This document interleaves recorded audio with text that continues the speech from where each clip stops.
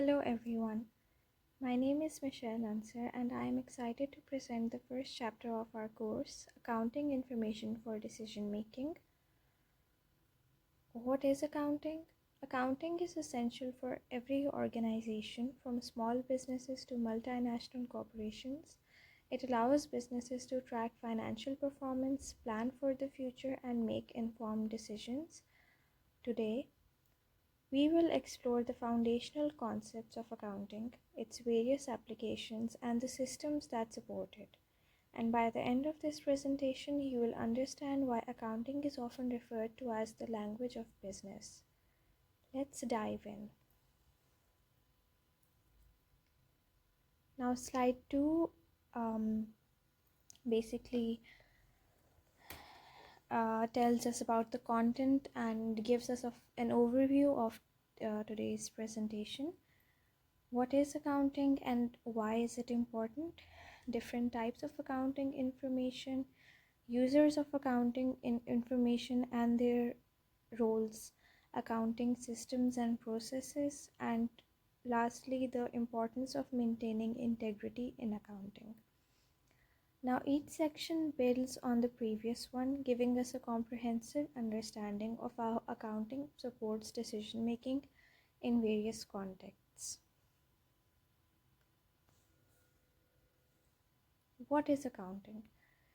Accounting is the process of identifying, measuring, recording, and communicating an organization's economic activities.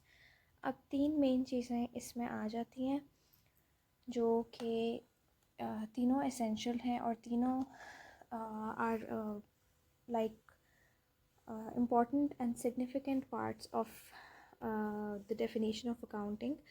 कि it starts with identifying, measuring and recording, और फिर एक organisation की जो भी economic activities हैं उनको कम्युनिकेट करना. बेसिकली अकाउंटिंग हमें एक फ्रेमवर्क प्रोवाइड करती है कि हम एक ऑर्गेनाइजेशन की फाइनेंशियल परफॉर्मेंस को अंडरस्टैंड कर सकें, एनालाइज कर सकें और अकॉर्डिंगली डिसीजंस ले सकें. अगर देखा जाए तो अकाउंटिंग को हम एक यूनिवर्सल लैंग्वेज की तरह देख सकते हैं कि it's like a universal language. जिस तरह से लैंग्वेजेस हमें हेल्प करती हैं कम्युनिकेट करने में, एक दूसरे के साथ एक दूसरे की बात समझने में, इसी तरह से अकाउंटिंग एज अ सब्जेक्ट जो है वो हमें फाइनेंशियल इंफॉर्मेशन कन्वे करती है to stakeholders. Stakeholders कौन होते हैं? जो बिज़नेस के साथ डायरेक्टली और इनडायरेक्टली बिज़नेस ऑपरेशंस में, एक्टिविटीज़ में इन्वॉल्व होते हैं and they are influenced by the business decisions and the business activities and performance.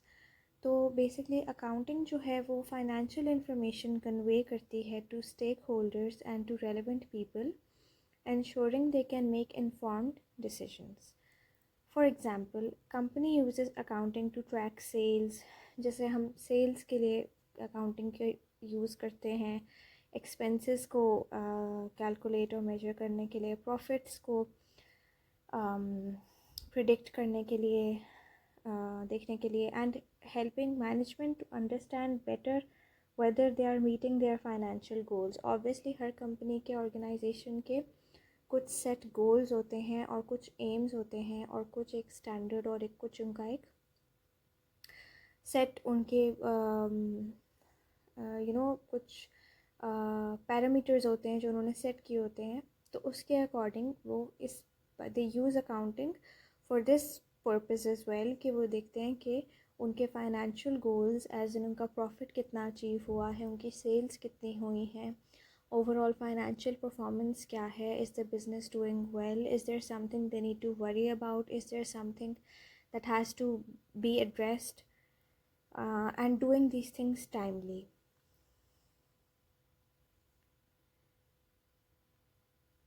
Now moving on, accounting serves two main groups. अब two main groups होते हैं, internal users and external users. Internal users में हमारे पास managers, employees and other decision makers within the organization, ये सब लोग आ जाते हैं internal users में, जो कि accounting का इस्तेमाल करते हैं and they use accounting for this purpose. They use managerial accounting to make strategic and operational decisions. अब अकाउंटिंग की भी डिफरेंट ब्रांचेस हैं, और ब्रांचेस में जैसे फाइनेंशियल अकाउंटिंग है, कॉस्ट अकाउंटिंग है, मैनेजरियल अकाउंटिंग है। तो जो इंटरनल यूज़र्स हैं they make use of managerial accounting to make strategic and operational decisions. फिर आ जाते हैं एक्सटर्नल यूज़र्स। एक्सटर्नल यूज़र्स में हमारे पास इन्वेस्टर्स आ जाते हैं, क्रेडिटर्स आ जाते हैं, कस्टमर्स आ जाते हैं एक ऑर्गेनाइजेशन के, एक बिज़नेस के, और रेगुलेटरी एजेंसीज़ आ जाती हैं जो उनकी फ़ाइनेंशियल अकाउंटिंग पे रिलाई कर रहे होते हैं ताकि वो एक कंपनी की परफॉर्मेंस को असेस कर सकें और कंपनी की जो फाइनेंशियल हेल्थ है उसको देख सकें, and diagnosis of any problem और एनी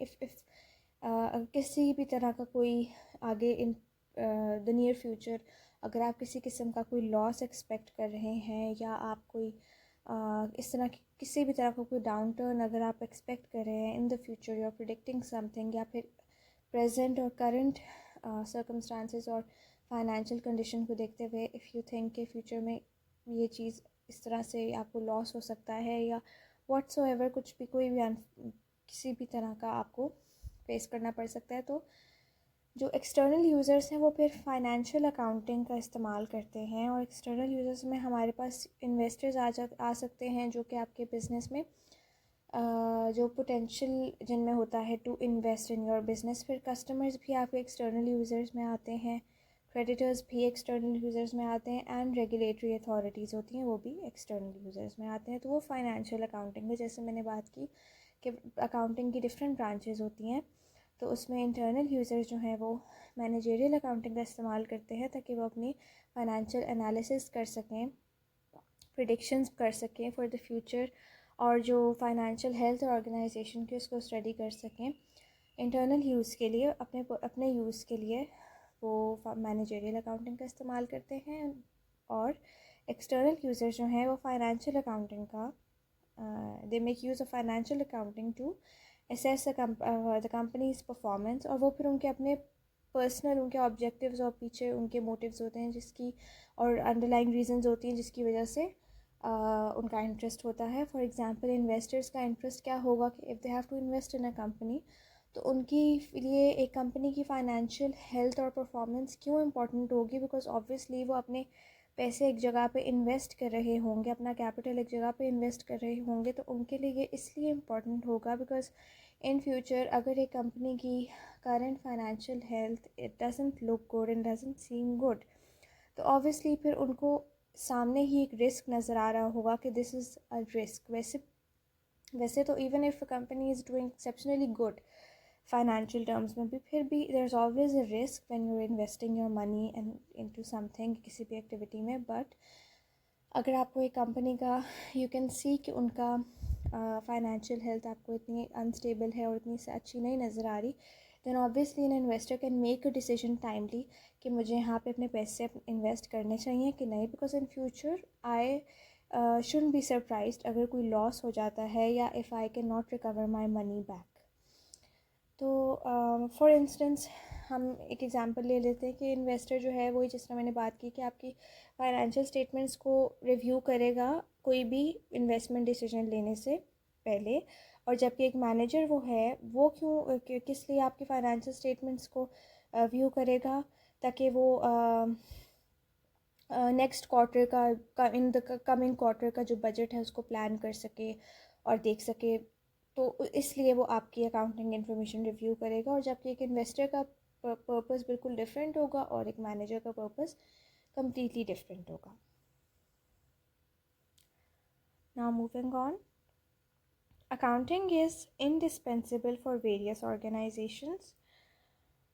अब हमारे पास डिफरेंट ऑर्गेनाइजेशंस आ जाती हैं, sole traders, partnerships, cooperations, public sector bodies, clubs and societies. Sole traders क्या होते हैं, अब हम शॉर्ट बिल्कुल क्लियर कट जो है सीधी सीधी डेफिनेशन में हम इसको डिफ़ाइन करेंगे बिकॉज इसमें इतना डिटेल में जाना हमारे लिए ज़रूरी नहीं है।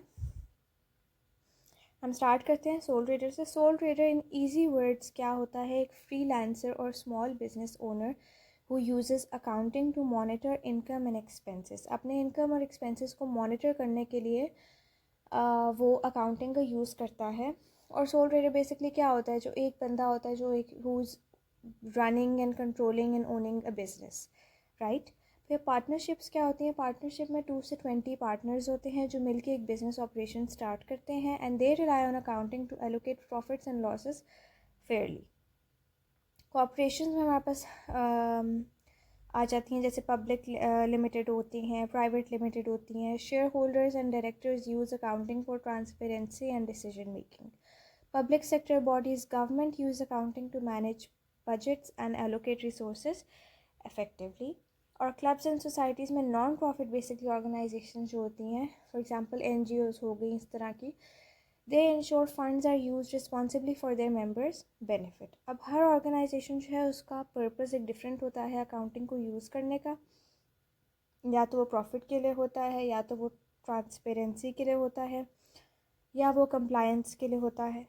तो हर एक ऑर्गेनाइजेशन का पर्पस जो होता है वो डिफरेंट होता है. Now moving on, what are the reasons that accounting is undertaken by organizations and why is it so important? सबसे पहला तो ये है कि to record transactions. Accounting tracks every financial activity such as purchases and sales. आपकी transactions को record करने के लिए अकाउंटिंग का इस्तेमाल किया जाता है कि जो जिस तरह की भी जिस भी एक्टिविटी में मनी इन्वॉल्वमेंट है वो हर एक्टिविटी रिकॉर्ड हो जाती है. जैसे कोई परचेज़ आपने की है, रॉ मटेरियल का परचेज़ किया है, या आपकी कोई सेल हुई है, आपका कोई गुड जो है या आपकी कोई सर्विस जो है वो सेल हुई है, तो हर चीज़ जो है वो रिकॉर्ड में आती है. फिर दूसरा, communicate financial results. Financial statements help stakeholders understand the organisation's performance, कि whether an organisation is performing good और is it performing bad. To plan for taxes.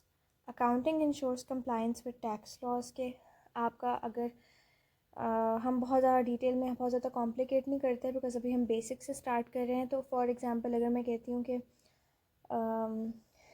एक ऑर्गेनाइजेशन जो रन कर रही है उसका एक सेट परसेंटेज होती है टैक्स की जो आपने अपने प्रॉफिट में से निकाल देना होता है. तो इसीलिए जो लोगों की भी जो टेक होम या डिस्पोजेबल इनकम जो होती है उसमें से वो टैक्स डिडक्शन के बाद आती है because tax the company is liable to pay tax to the government.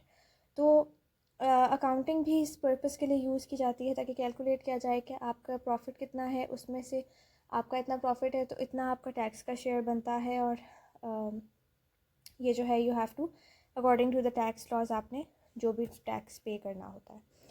फिर to support decision making. For example a company may analyse expenses to decide whether to cut costs. वो अपनी decision making भी according to the अपनी चीज़ों को अपना पूरा analysis करके वो अपनी डिसीजन मेकिंग करते हैं. फाइनेंशियल परफॉर्मेंस को एनालाइज करते हुए हर चीज़ देखते हुए उसके बाद वो अपने डिसीजंस लेते हैं कि अच्छा हमने आगे हमें क्या स्टेप लेना है. फॉर एग्जांपल अगर आपको लग रहा है कि आपकी बहुत ज़्यादा कॉस्ट बढ़ रही हैं और उससे आपकी सेल्स अफेक्ट हो सकती हैं तो आपने अपनी कॉस्ट को कम करने के लिए क्या क्या मेजर्स लेने हैं. इस तरह के डिसीजन मेकिंग को सपोर्ट करने के लिए अकाउंटिंग का इस्तेमाल किया जाता है.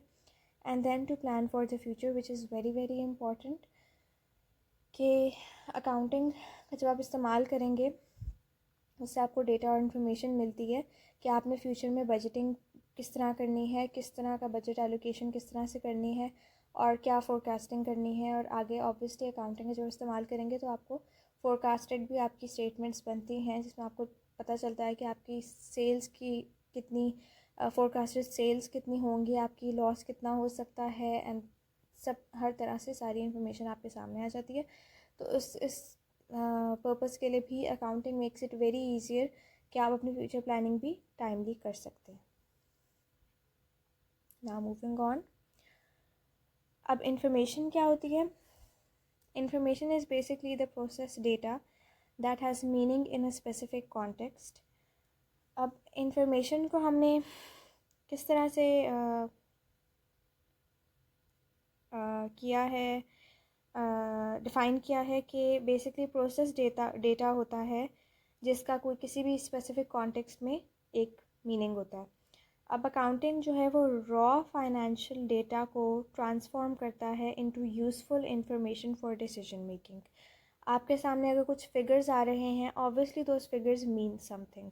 वो फिगर्स यूज़लेस हैं जब तक वो उस रॉ फॉर्म में हैं। जब तक आप उसको रॉ फॉर्म से यूज़फुल इंफॉर्मेशन में नहीं कन्वर्ट करते तब तक वो यूज़लेस हैं, because obviously the figures tell something. या तो सेल ज़्यादा हो रही है, या फॉर कुछ भी हो सकता है, फिगर्स जो भी हैं, कॉस्ट ज़्यादा हो रही है, सेल ज़्यादा हो रही है, प्रॉफिट हो रहा है, लॉस हो रहा है, जो भी हो रहा है, सब आपको उन फिगर्स से पता चल रहा होता है। उसकी इंटरप्रिटेशन एनालिसिस उसका आपने करना होता है, और फिर आपको it it is converted into useful information, जो कि फिर आगे यूज़र्स के लिए इम्पॉर्टेंट होती है, आगे डिसीजन मेकिंग के लिए ज़रूरी होती है।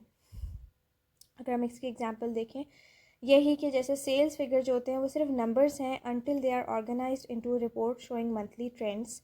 सेल के फिगर भी खाली एक नंबर ही होते हैं ना, लेकिन अगर आप उनको मंथ बाय मंथ की बेसिस पे अगर आप उनको रिकॉर्ड करना शुरू करें, तो फिर आपको जब आप उनको स्टडी करेंगे और अब आप उनको देखेंगे तो आपको पता चलेगा कि अच्छा, मेरी जनवरी में इतनी सेल थी, मेरी फेब में इतनी थी। आपको फिर ट्रेंड्स पता चलना शुरू हो जाएंगे कि अच्छा, कंसिस्टेंटली मेरी सेल्स बढ़ती गई हैं, या बीच में कोई डिक्लाइन भी आया है, या बीच में कोई मेरी सेल्स कम भी हुई हैं, कौन से पीरियड में कम हुई हैं, उसके अंडरलाइंग रीजंस क्या हो सकती हैं। तो वो सब चीज़ें फिर आपको पता चलती हैं। फिर हमारे पास अकाउंटिंग की इंफॉर्मेशन कैटेगरीज आ जाती हैं, और इसमें हमारे पास आ जाती हैं हमारे पास आ जाता है financial accounting, managerial accounting and tax information.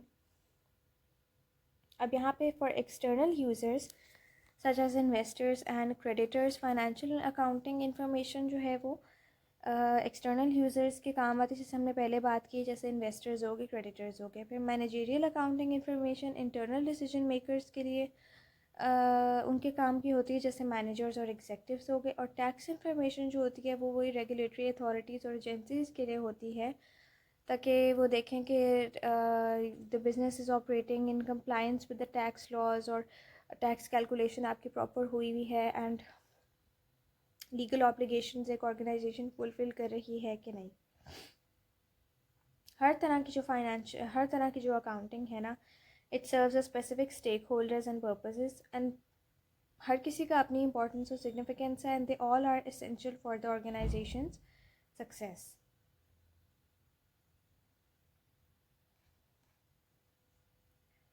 फिर हमारे पास आ जाते हैं अकाउंटिंग इंफॉर्मेशन सिस्टम्स, AIS। इसको अगर डिफ़ाइन किया जाए तो AIS is a framework for collecting, processing and reporting financial data. It ensures that financial information is accurate, timely, and accessible to decision makers. For example, when a customer purchases a product, the AIS records the sale updates, inventory levels, and generates a sale report. This system streamlines financial processes, saving time and reducing errors. अब इसके functions क्या होते हैं? 3 की functions होते हैं AIS के। पहला होता है डेटा कलेक्शन, फिर होता है क्लासिफिकेशन, और फिर होता है समराइजेशन। डेटा कलेक्शन में ये होता है कि आप फाइनेंशियल ट्रांजैक्शंस को देखते हैं, जैसे सेल्स हो गई, एक्सपेंसेस हो गए। फिर क्लासिफिकेशन में आता है कि आप सिमिलर ट्रांजैक्शन को ग्रुप कर देते हो साथ, जैसे आपने रेवेन्यूज़ को एक्सपेंसेस से अलग अलग करके कैटेगराइज कर दिया। और फिर हमारे पास समराइजेशन आ जाती है, जिसमें आप फाइनेंशियल रिपोर्ट्स बनाते हो, जैसे बैलेंस शीट्स हो गई and income statements. These functions ensure that stakeholders have reliable financial information for decision making.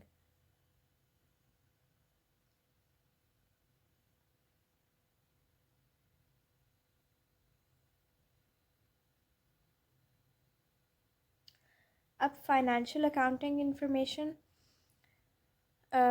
किस लिए होती है कि it provides information about the financial resources, obligations and activities of an enterprise that is intended for use primarily by external decision makers.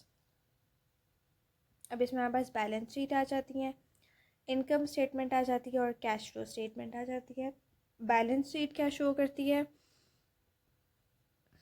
Balance sheet आपको show करती है organisation के assets, liabilities and equity.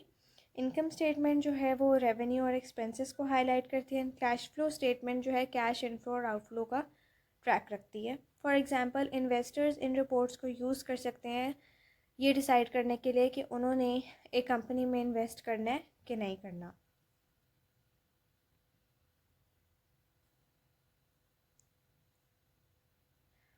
और इसमें हमारे पास अब जो external users हैं उसमें हमारे पास investors, creditors, government agencies, customers और जनरल पब्लिक आ जाती है।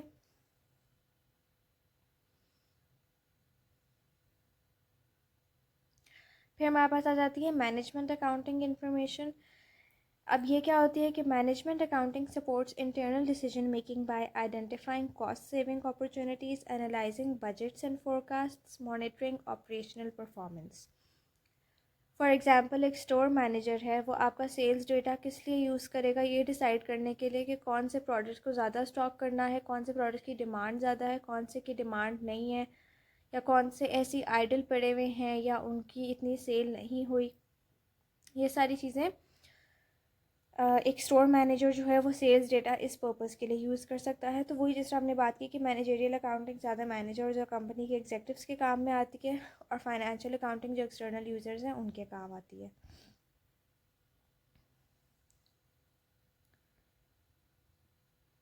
Now integrity in accounting. अब इंटेग्रिटी क्या होती है? ये होती है कि आपकी जो फाइनेंशियल इन्फॉर्मेशन है ना वो रिलायबल है और ट्रस्टवर्दी है। And measures to enhance integrity include, अब अपनी इंटेग्रिटी को आप किस तरह से ज़्यादा बेहतर कर सकते हैं और एनहांस कर सकते हैं। adherence to standards like GAAP and IFRS. GAAP is basically generally accepted accounting principles. उसके इसको जो है ना आप compliance अपनी रखें, strong and strict compliance रखें उसके standards के साथ। फिर regular audits हों, reviews हों internal organization में, और ethical behavior by accountants. Integrity के बगैर जो स्टेक होल्डर्स हैं वो आपकी कंपनी में, आपके ऑर्गेनाइजेशन में, they will lose confidence in your financial reports. Because अगर इंटेग्रिटी नहीं होगी तो ऑब्वियसली वो आपकी फाइनेंशियल रिपोर्ट्स में जो भी आप डेटा शेयर करे होंगे उस पर they will not trust the data that you shared.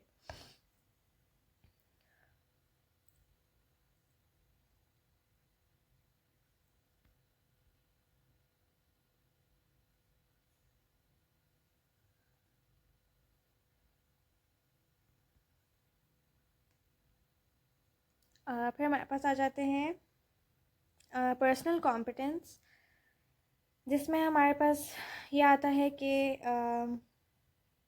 Competence का यहाँ पे जो बेसिकली इसको इस तरह से डिफ़ाइन किया गया है कि अकाउंटेंट्स जो हैं वो अपने रोल्स को इफ़ेक्टिवली परफॉर्म करें। सर्टिफिकेशन जैसे CPA, CMA, CIA, इस तरह की सर्टिफिकेशन से पता चलता है कि एक अकाउंटेंट की कितनी एक्सपर्टीज़ है एंड कमिटमेंट है to professional standards. And now concluding this, ये पूरी तरह से सारा बहुत बेसिक था और अकाउंटिंग को बिल्कुल बेसिक्स के साथ हमने स्टार्ट किया है, और उसमें हमने कम्प्लीटली थियोरेटिकल रखा है सब कुछ ताकि कॉन्सेप्ट जो है वो क्लियर हो जाए। तो इस इन कंक्लूजन अगर देखा जाए तो accounting is an indispensable tool for decision making, planning and transparency. It supports organizations in achieving their goals while maintaining trust with stakeholders.